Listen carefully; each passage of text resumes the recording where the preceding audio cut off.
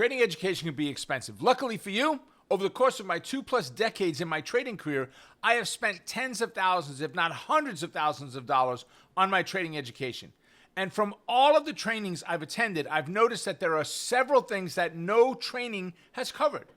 If you don't know who I am, my name is Robert Roy, and I'm a full-time trader and a trading coach and the founder of WealthBuildersHQ.com.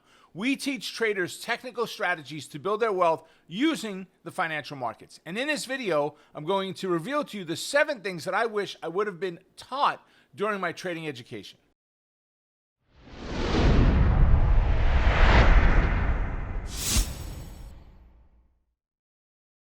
The first one, and one that surprised me the most, is your friends and family.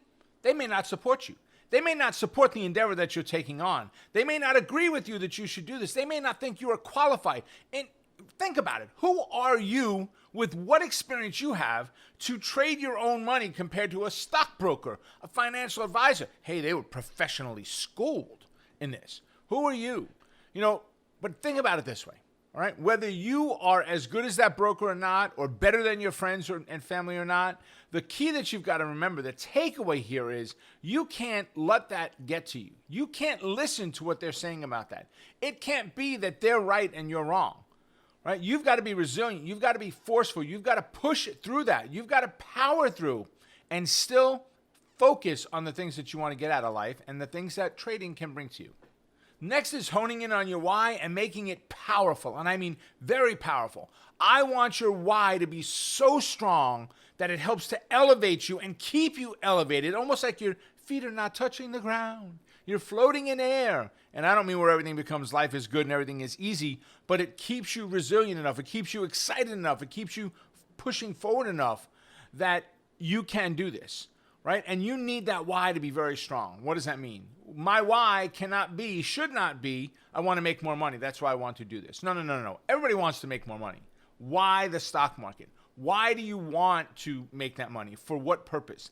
It's not the money, right? What we're looking for is what the money will do for us, not the money itself. You take a good person, a really good person, and you throw an unlimited amount of money at them, and they will do amazingly good things. And that's what this is. What is it you want out of this? I've had students tell me that they want to start a nonprofit. They want to go over to Africa or another country that is in bad shape and just build houses and schools and water. And that's awesome. That is a great why. How powerful is your why? Obviously, if you know anything about me as a trader, options is where I tend to go. That doesn't mean I don't trade stocks, but there's this battle between stocks and options. Which one should I trade?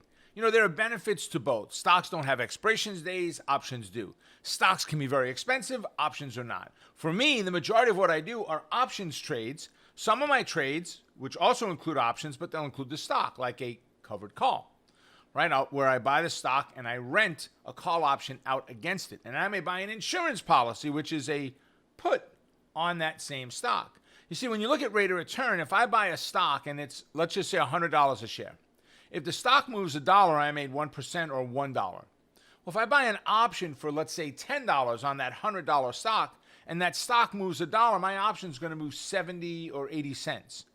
Well, look at the difference in rate of return between those two, right? Options definitely come ahead of the game.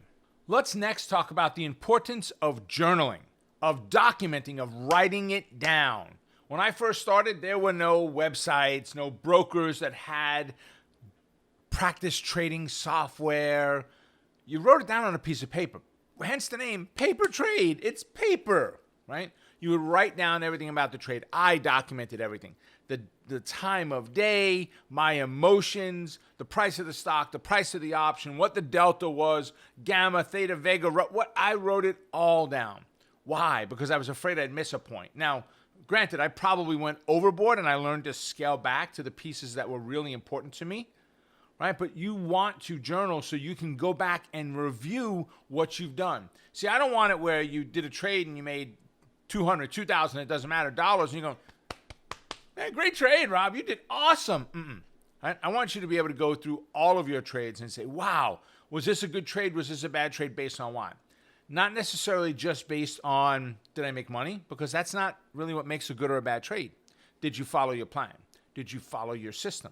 See, if you did, and let's say bad news came out, you bought a call option, you thought the stock was going up, right? You bought a call, and bad news came out on the market, and the market dropped, your stock dropped. You did everything you were supposed to. Did you get out based on your rules? Yes. Then that was a good trade. But it went against me. I lost money. And you're going to lose money. What is this guy talking about? You're going to lose money. I don't want someone that's going to tell me I'm going to lose money. You want someone to lie to you? Because that's what a lot of traders out there are doing right now. They're telling you, you can't lose. I know. I worked with a guy. That was a mentor who said to me, Rob, I have never lost on a trade. And he was right. He just never closed out the stocks that went against him. He bought stocks at $60. They're trading at 14 cents. I didn't lose any money. I didn't sell it. Right? That's not what we're looking for. Journaling gives you the ability to go back and track what you've done and determine, was this a good trade or not? Was this a good trading system or not? Next on our list is fibs. No, not lies. Fibs. Fibonacci. Okay? Leonardo da Pisa self-named himself Leonardo Fibonacci.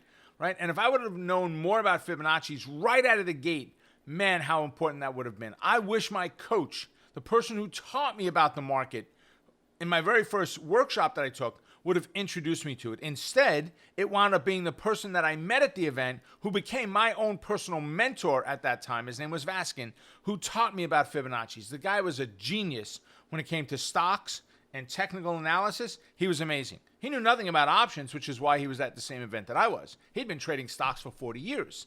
Right? Fibonacci gives us a way to measure, determine when a stock made a move from A to B. Right? Whatever that move is, $10.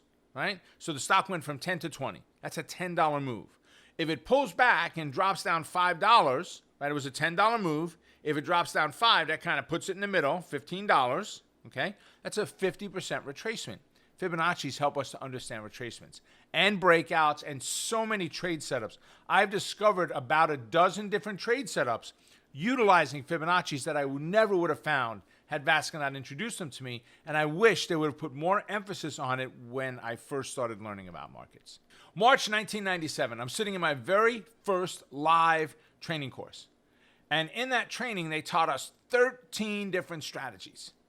Right? And the reason I bring that up was that was a lot of strategies. Now, to me, brand new trader, I'm like, wow, I'm going to learn all this stuff. Half of them I never thought would work. Some of them required me to buy the stock. Well, heck, I was there because I didn't have money to buy the stock. I wanted to buy the options, right? But I did not have the consistency by going over multiple trade setups and the discipline needed to focus on one thing. They said, here's all these strategies. Pick the ones you like and trade them. I told traders, here's all these things that we do. Find the one that you like and focus in on that. That, ladies and gentlemen, is the key. That is the focal point right there. You want to be consistent? You need to have discipline. That discipline requires you to have a systematic approach to identify, enter, manage, and exit in your trade.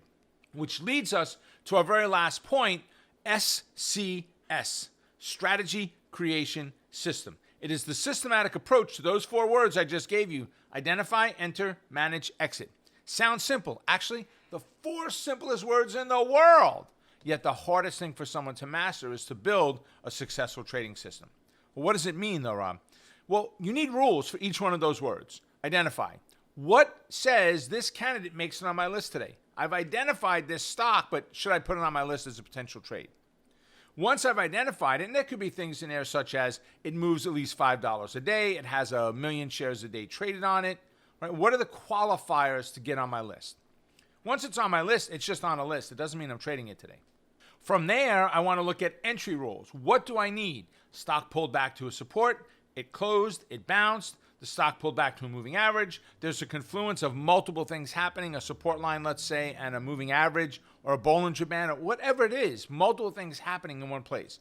Those are my entry rules. Once I've identified and entered a position, now I need to manage it, right? Where am I getting out? Am I getting out of the trade all at once, or am I scaling out?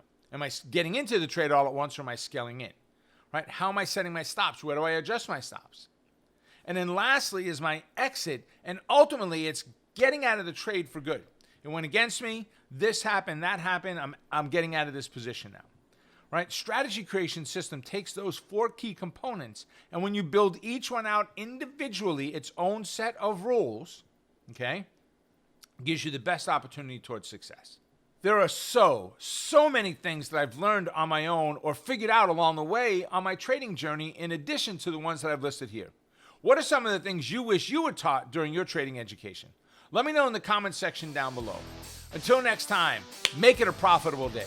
Stay focused on the quest to becoming a great trader. Keep crushing it. And remember, you're just one trade away. Go ahead and click over here to continue your trading education.